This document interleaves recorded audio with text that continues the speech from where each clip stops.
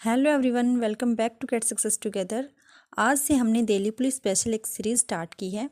सबसे पहले हम मेडिवल हिस्ट्री या मध्यकालीन इतिहास को कवर करेंगे। आज हमारी मेडिवल हिस्ट्री की फर्स्ट क्लास है, तो चलिए शुरू करते हैं। मध्यकालीन इतिहास की शुरुआत होती है भारत में अरबों के आक्रमण से। भारत पर अरबों ने आक्रमण क्यों किया? क्या पहले से ही अरब और भारत के संबंध शत्रुतापूर्ण रहे हैं? तो चलिए जानते हैं इस बात को। भारत और अरब में शुरुआत से ही अच्छे व्यापारिक संबंध रहे हैं। अरब की भूमि की उर्वरा शक्ति काफ़ी कम थी, इसीलिए अरब है वो भारत से बहुत सारी चीज़ों का निर्यात करता था, जैसे चंदन की लकड़ी, मसाला, लौंग, कपूर, हीरा, हाथी दांत, इन सब का वो निर्यात करता था। और भारत इन सब चीज़ों का निर्यात करता था अरब देश को।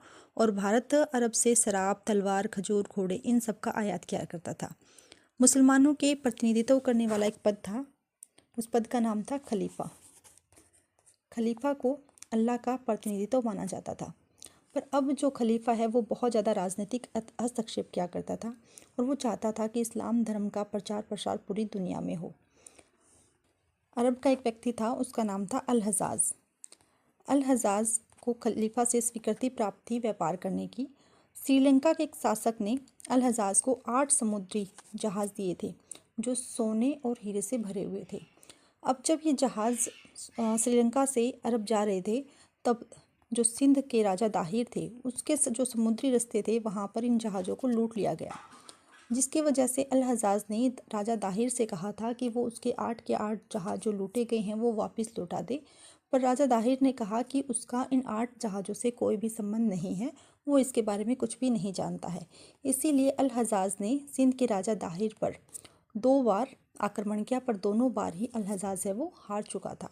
उसके बाद अल हज्जाज ने अपने भतीजे और अपने दामाद, भतीजा और दामाद एक ही व्यक्ति था, वो था मोहम्मद बिन कासिम। ये अल हज्जाज का दामाद भी था और भतीजा भी था, क्योंकि मुसलमानों में कजन्स में शादी होती है, इसलिए मोहम्मद बिन कासिम कौन था? अल हज्जाज का दामाद और भतीजा था। उसने अपने भतीजे को भेजा सिंध के राजा दाहिर पर आक्रमण करने के लिए। आक्रमण करने वाला प्रथम मुस्लिम शासक कौन था? मोहम्मद बिन कासिम था, जो कि एक अरबी था। उसने 712 ईस्वी में पश्चिमोत्तर भारत पर आक्रमण किया। मोहम्मद बिन कासिम के आक्रमण के समय सिंध का शासक कौन था? दाहिर था। उसने सिंध ता मुल्तान को जीत लिया। अलप्तकीन तुर्क सरदार ने गजनी में स्वतंत्र तुर्क राज्य की स्थापना की। अगर क्वेश्चन आता है कि तुर्क राज्य की स्थापना किसने की या तुर्क राज्य का संस्थापक कौन है, तो उसका नाम क्या है? अलप्तकीन था। अलप्तकीन के जो दास या फिर जो दामाद थे, उसका नाम था सुबतकीन। इन्होंने गजनी पर कब्जा कर लिया। 986 ईस्वी में गजनी के सुबतकीन ने भारत के पश्चिमोत्तर भाग पर आक्रमण किया। यह भारत पर पहला तुर्की आक्रमण था। अगर क्वेश्चन आता है कि भारत पर पहला तुर्की आक्रमण किसने किया, तो 986 ईस्वी में गजनी के सुबतकीन ने किया था। और सुबतकीन कौन था? मोहम्मद गजनबी के पिता थे, यानी मोहम्मद गजनबी है वो सुबतकीन का पुत्र था। सुबतकीन के पुत्र महमूद गजनवी आते हैं उसके बाद भारत पर हमला करने के लिए। महमूद गजनवी सुबतकीन का पुत्र था, और वह 1997 ईस्वी में गजनी का शासक बना था। उसने 1001 से 1027 तक भारत पर 17 बार आक्रमण किया, और 17 के 17 बार वो क्या हुआ था? सफल हुआ था। उसके आक्रमण का उद्देश्य अधिक धन लूटना था। महमूद गजनवी के आक्रमण का सामना 1001 ईस्वी में हिंदू शाही वंश के शासक जयपाल ने किया था। वे हिंद के निकट हुए इस युद्ध में जयपाल पराजित हुआ, और उसने क्या कर ली? आत्महत्या कर ली। राजा जयपाल अपनी हार को बर्दाश्त नहीं कर पाए, और उन्होंने क्या कर ली? आत्महत्या कर ली। महमूद ने 1006 में मुल्तान पर आक्रमण किया। उस समय मुल्तान का शासक अब्दुल फतेह दाऊद था। 1006 में मुल्तान पर आक्रमण किया, और मुल्तान का शासक कौन था? अब्दुल फतेह दाऊद था। 1008 में महमूद गजनबी ने नगरकोट पर आक्रमण किया था, और नगरकोट में जो मूर्ति तोड़ना या मूर्ति पूजा के विरुद्ध जो पहला अभियान था, पहला जो आक्रमण था ना मूर्ति तोड़ने का, वो कहाँ का था? 1008 में जो नगरकोट पे किया गया आक्रमण था, वहाँ उसने पहली बार जो है भगवान की मूर्तियों को तोड़ा था। 1009 में महमूद गजनवी ने पेशावर पर हमला किया। इस समय पेशावर हिंदू शाही शासक आनंदपाल के अधीन था, और वहाँ पर भी क्या था? जीत गया था। बगदाद का खलीफा, उसमें कौन था? बगदाद का खलीफा अल आदिल बिल्लाह था। उसने मोहम्मद गजनवी के पद की मान्यता दी, और उसे यमीन उद दौला और यमीन उल मिल्लाह की उपाधि थी।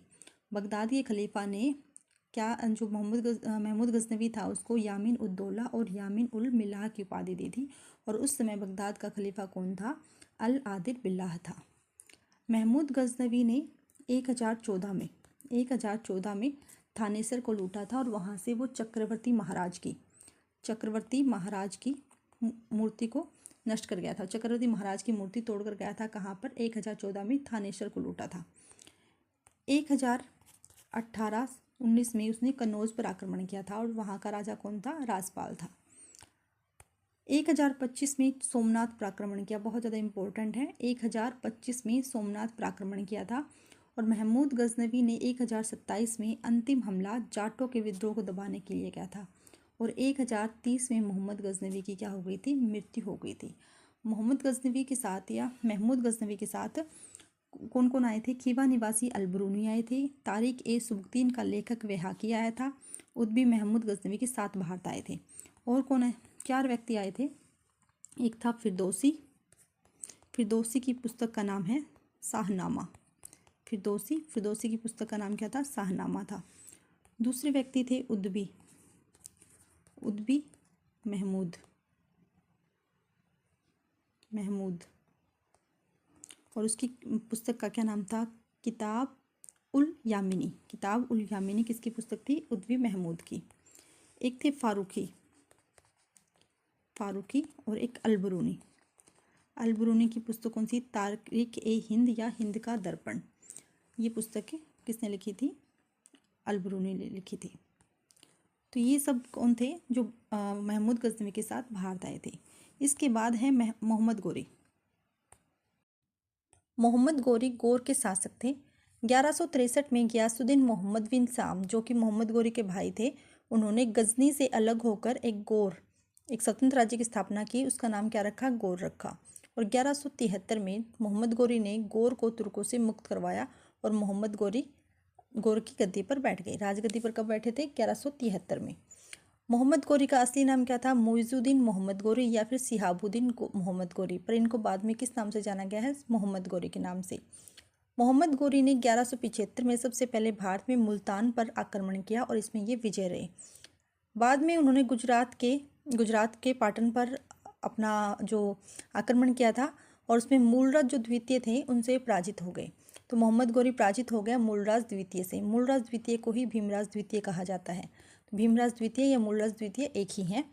इससे पहले जब मोहम्मद गजनवी भारत आया था और सोमनाथ पर आक्रमण किया था, उस समय वहाँ का शासक कौन था? भीमराज प्रथम था।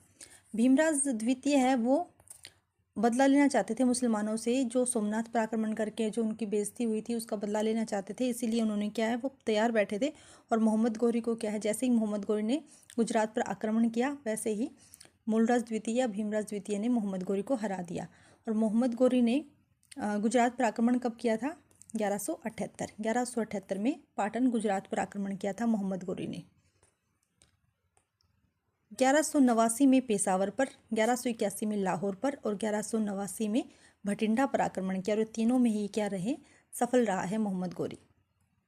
1191 में तराइन का प्रथम युद्ध हुआ। तराइन कहाँ पर है? करनाल में है तराइन। और तराइन में मोहम्मद गोरी पृथ्वीराज चौहान से पराजित हो गए थे। पृथ्वीराज चौहान को राज पिथौरा कहा जाता है। राज पिथौरा भी किसका नाम है? पृथ्वीराज चौहान का नाम है। और ये अजमेर के शासक थे। इनके नाना कौन थे? इनके नाना थे अनंगपाल तोमर। और जो पृथ्वीराज चौहान के जो दरबारी कवि थे उनका नाम था चंद्रबरदाई। और उन्होंने एक पुस्तक लिखी थी, कौन सी? पृथ्वीराज रासो किसने लिखी थी? चंद्रबरदाई ने, जो कि पृथ्वीराज चौहान के दरबारी कवि थे। और पृथ्वीराज चौहान ने मोहम्मद गोरी को 1191 में हरा दिया था। और इसका साथ पृथ्वीराज चौहान का साथ दिया था हांसी से गोविंद राय ने। और गढ़वाल वंश का राजा जो जयचंद था, उन्होंने तराइन के प्रथम युद्ध में पृथ्वीराज चौहान का साथ दिया था और पृथ्वीराज चौहान जीत गए थे। पर 1192 ईस्वी में जो तराइन का द्वितीय युद्ध हुआ था उसमें पृथ्वीराज चौहान की हार हुई थी। हार क्यों हुई थी? क्योंकि जो गढ़वाल वंश का जो राजा था जयचंद, इसने क्या किया था? पृथ्वीराज चौहान का साथ देने की बजाय किसका साथ दिया था? मोहम्मद गोरी का साथ दिया था। क्योंकि मोहम्मद गोरी का साथ क्यों दिया था? क्योंकि पृथ्वीराज चौहान है वो संयोगिता, जो उनकी जयचंद की बेटी है संयोगिता, उसको उसे जो है उनकी मर्जी के खिलाफ शादी कर ली थी। इस वजह से जो राजा जयचंद है वो इस बात से अपना जो बेइज्जती महसूस कर रहे थे, उसी का बदला लेने के लिए उन्होंने मोहम्मद गोरी का साथ दिया था, पृथ्वीराज चौहान का साथ नहीं दिया था। तो 1192 में तराइन के द्वितीय युद्ध में पृथ्वीराज चौहान की पराजय हुई। मोहम्मद गोरी उसे बंदी बनाकर अफगानिस्तान ले गया। 1194 में चंदावर के युद्ध में मोहम्मद गोरी ने कन्नौज के गढ़वाल शासक जयचंद को पराजित कर दिया। यानी 1192 में तो जयचंद ने इसका साथ दिया था, पर क्या है 1194 में चंदावर के युद्ध में जयचंद का और मोहम्मद गोरी की जो लड़ाई हुई थी उसमें जयचंद हार गया था। मोहम्मद गोरी ने अपने अमीरों को भारतीय क्षेत्रों का शासक बना दिया था।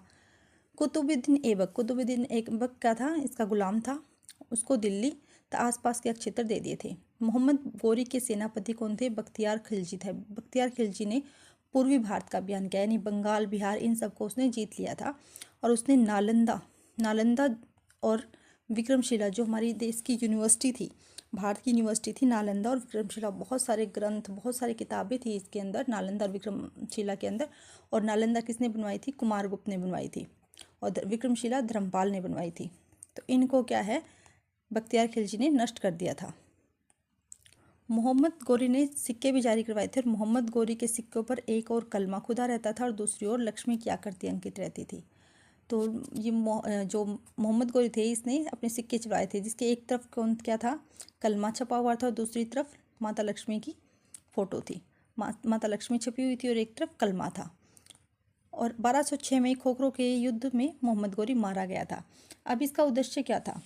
अब जैसे जो महमूद गजनबी आया था उसका उद्देश्य था धन को लूटना, सिर्फ धन लूटना था महमूद गजनबी का लक्ष्य। और पर जो मोहम्मद गोरी है इसका लक्ष्य क्या था? इसका उद्देश्य था साम्राज्य विस्तार करना।